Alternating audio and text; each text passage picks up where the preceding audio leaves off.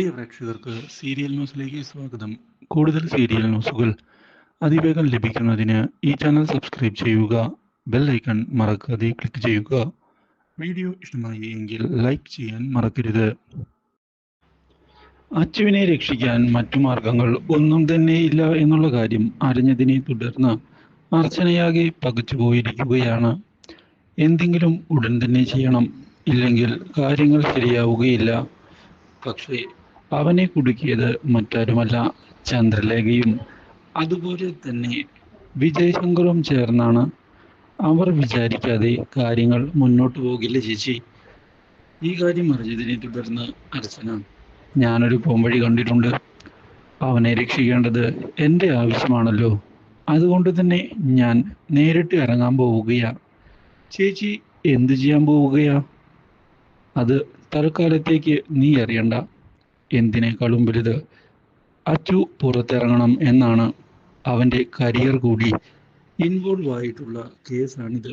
അതുകൊണ്ട് തന്നെ അങ്ങനെ വെറുതെ കളയാൻ സാധിക്കുകയില്ല. ഞാൻ എന്തെങ്കിലും ഇതിൽ ചെയ്തേ മതിയാകൂ. ഇതേ തുടർന്ന് അർച്ചന പോയിരിക്കുകയാണ്. വിജയശങ്കറിനെയും അതുപോലെ തന്നെ ചന്ദ്രലേഖയെയും കാണുന്നതിന് വഴിയിൽ വെച്ച് വണ്ടി തടഞ്ഞു നിർത്തുന്ന അർച്ചന ഇതേ തുടർന്ന് പുറത്തേക്ക് ഇറങ്ങാൻ ആവശ്യപ്പെടുന്നു.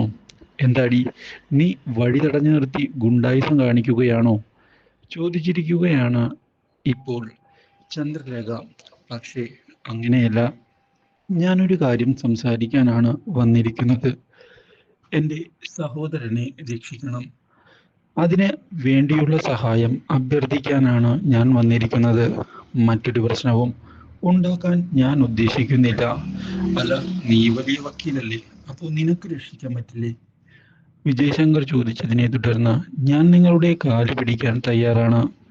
ഇതെൻ്റെ സഹോദരൻ്റെ ഭാവിയുടെ കൂടി കാര്യമാണ്. അതുകൊണ്ട് തന്നെ ഞാൻ എന്തിനും തയ്യാറാണ്, നിങ്ങളുടെ മുൻപിൽ തോൽവി സമ്മതിക്കാനും. ഇത് കേട്ട് വിജയശങ്കറും ചന്ദ്രമതിയും പൊട്ടിച്ചിരിക്കുകയാണ്. പക്ഷേ ഇപ്പോൾ അത് കളികൾ വിട്ടുകളയാൻ തയ്യാറല്ല എന്നുള്ള തീരുമാനം ചന്ദ്രലേഖ അറിയിച്ചത് അർച്ചനയെ ഞെട്ടിച്ചു കളയുന്നു. Do like, share and subscribe.